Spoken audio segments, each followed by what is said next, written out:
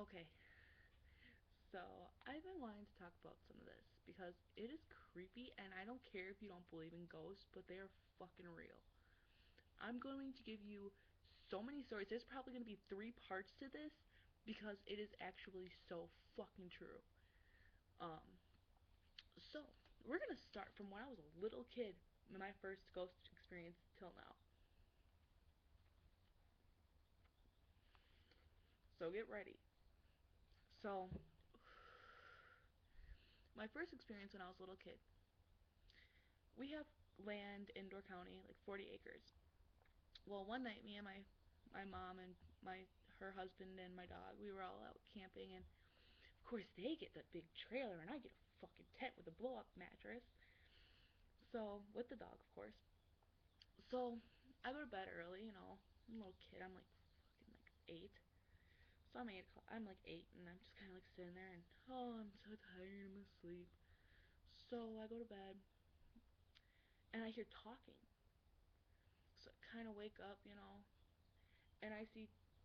I thought my mom and her husband had some friends. They met some friends on the land, which is kind of unusual because my dog's sleeping right there, and she's like not even moving. And I'm like, hmm.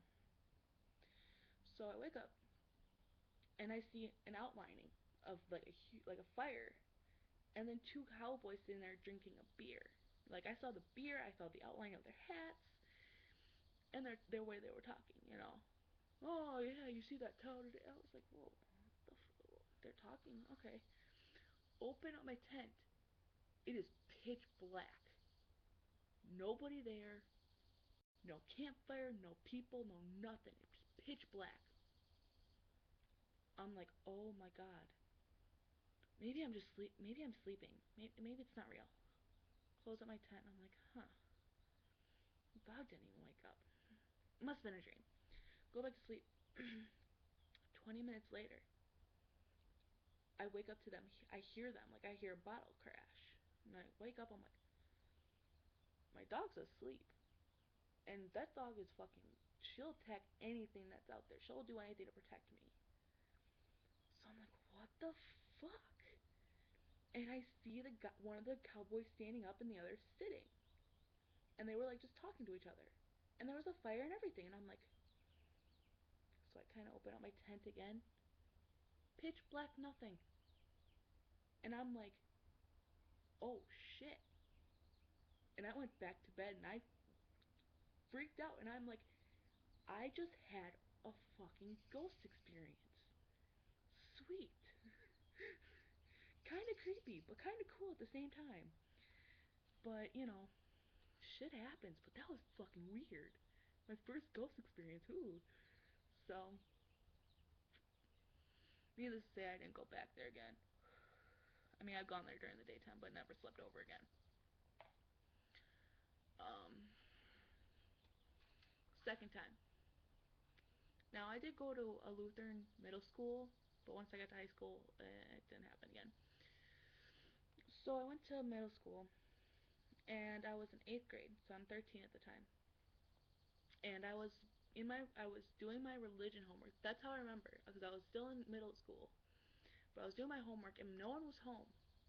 And it was like, it was kind of like a thunderstorm raining out. And I'm just kind of sitting there, and all of a sudden I hear bang, bang, bang. Okay, so let me show you the picture of my living room. Here's the big. Let me see. Okay, big couch is right here. There's a hallway on this side, and then there's the TV on this side. So I always close my door, and I never had my windows open in my room. So I'm home alone, and I also hear this banging, and I look down the hall, and I saw like my door kind of like jiggling, and I was like, what the fuck, dude? All of a sudden, my hangers started rattling against the door. Like, when a hanger hits a door and it just kind of makes a noise? Fucking bugs. But, anyways, the hanger started banging on the door. All of a sudden, I look. The hangers had lifted up off the door and came flying down the hallway. Like, oh shit, hell no, shit's crazy. Like, you don't see hangers fucking flying off the door and coming down the hallway at you. Like, they didn't come all the way down to me, like, they dropped, like, halfway down the hall. So I'm like, Mama, Mom, when are you getting home? I'll be home in like 20 minutes, calm down. Can you come home quicker? I'll be home soon. Okay. Needless to say, I put my homework aside and I watched TV. I told her the whole experience. She didn't believe me. She thought it was the wind hitting the door. So back into so a couple days passed and me and my mom went to an art fair. You know, we always did craft fairs and stuff because we did our jewelry and stuff, and we'd go there and sell it. And she bought a lamp, weird looking lamp. And one night I was sleeping and I had my bed was in the middle of the room and I had my lamp on a table right here and then I had my desk. And then like the door was over here. So I'm sitting there and I'm trying to go to bed and all of a sudden I hear, "Get out of my room." The fuck? Where did that shit come from? I look up on the ceiling and from this lamp there was an old woman's face, like legit shining from that. Like they, and I'm not talking about an old lady. I'm talking about a nasty looking witch looking type thing, like big ass eye, fucking long ass nose with a wart on the top of it, and I'm like, oh, what are you talking about? And she had a fucking chin and a fucking mole on her, like two moles on her chin. I'm like, oh my god, what do you mean this is your room? I've been living here for so long. This is my house. Get out. No, I can't really do that. That's my mama's decision. I was only 13 at the time. Don't judge me. So I'm like looking at this lady and I just had to legit force myself to hide myself and go to sleep. I had to do that and get through it. So needless to say, I got rid of the lamp and I never heard from her again. Um, so my third experience, this is when it gets creepy. We go to Washington D.C. and there was one town we took a night trip to, and I'm sitting there. We're going through a bookstore, and they told us how they made books at the end of the in the old days. And it's light out, you know. It's dark out, and so we had lanterns. Well, I looked out. I kind of like daydreamed off, and I looked out the window, and I saw this well, like a little white well. Hmm. Look, went back into the story about bookmaking, and then all of a sudden I see a little girl. I look back out the window, and I see a little girl, and I mean drenched. She looked like she got drenched by something, like water. Her hair was down, and her dress, like she had an old time dress on, and she had like these little brown boots on, and she looked like she just got drenched. And like every time I'd go look at the guy making the book, talking about books, I'd look out the window and she'd be coming closer and closer. Now this is probably 50 feet away from where we were. Caught you, motherfucker. So I keep looking, and she keeps getting closer. So I kind of like looked at her, but I'm like, well, let's kind of go.